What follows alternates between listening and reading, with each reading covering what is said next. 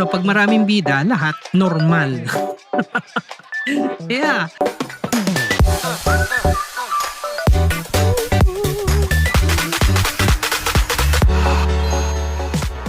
Okay, so ngayon pag-uusapan natin si Jokoy. Yes, pag-uusapan natin si Jokoy ngayon. Actually, recently lang kasi, alam nyo naman na si Jokoy naging host ng Golden Globe Awards. Actually, 10 days before ng actual Golden Globe Awards, tsaka lang siya kinuha, di ba?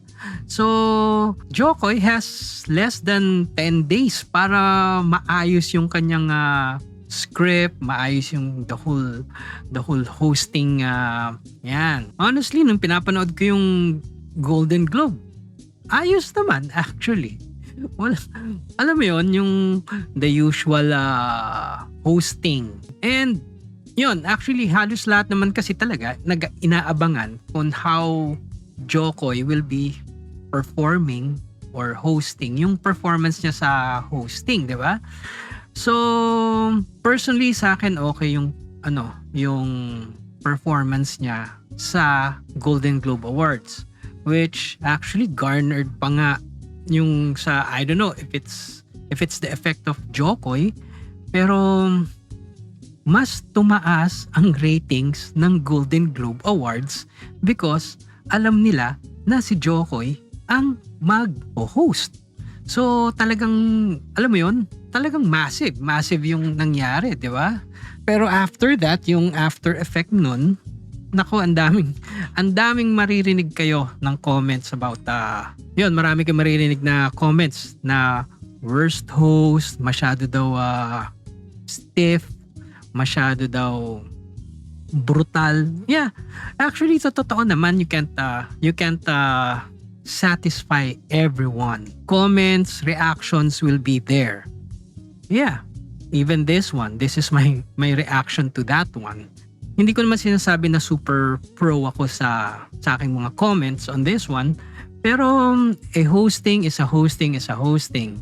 And nakita nyo naman yung on how composed si Jokoy on stage, even though ang nakapaligid sa kanya panay celebrities, 'di ba? Talagang pressure cooker 'yon. Pero nakita nyo naman yung composure ni Jokoy. Okay na okay. Now, yung sa mga jokes niya, yun ang talagang hot topic yung mga pinakawalan niyang mga roasting thingy sa mga celebrities. Okay. Isa lang muna masasabi ko dyan. Ang mga celebrities, talagang mga, in a way, ayaw nilang mababahiran sila ng kalokohan. Actually, most of the celebrities are, sabihin natin na may pagka vain sa sarili. Yeah. So, talagang every joke na sabihin mo, minsan alam mo yon, hindi mo alam ang ire-react nila because napaka-concerned nila sa kanilang persona or identity. Yeah. Well, sa part naman ni Jokoy, honestly, logical pun yung ginawa niya, logical observation, and then from that logical observation, tsaka lang siya gumawa ng mga kalokohan niya, 'di ba? Yung mga roasting jokes niya. Just like, okay, example natin yung kay TS. Yan. 'Di ba? Ang sinabi ni Jokoy doon, in a nutshell, parang sinabi, mas maraming exposure si TS sa NFL kaysa sa Golden Globe, which is true naman. Kasi, what do you expect from that scenario?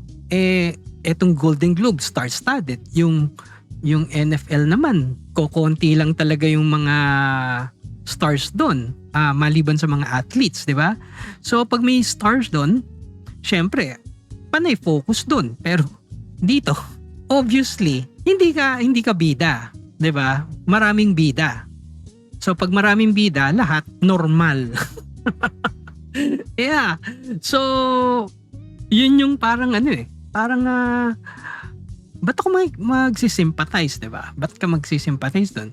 So, wala naman sinabing mali, 'di ba? Tama lang naman yung observation. Anyways, isa pala sa mga nakalimutan kong banggitin kanina, yung pressure na nakakalat kay Jokoy.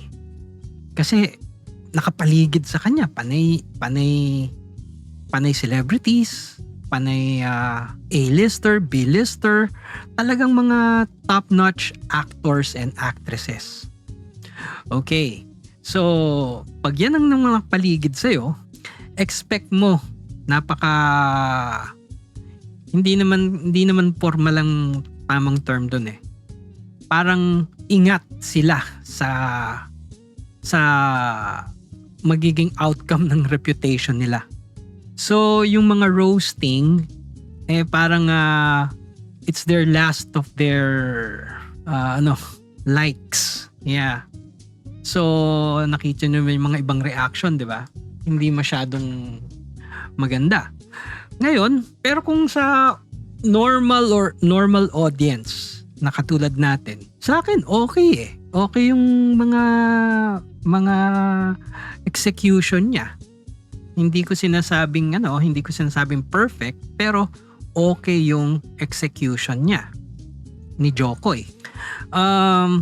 Yun nga eh. Alam mo, pag pinabayaan mo si Jokoy o kinahon mo si Jokoy, hindi siya magfa-fly. Kasi yan yung talagang characteristic ng isang stand-up comedian or stand-up host. Kailangan binibigyan mo siya ng ad-libs.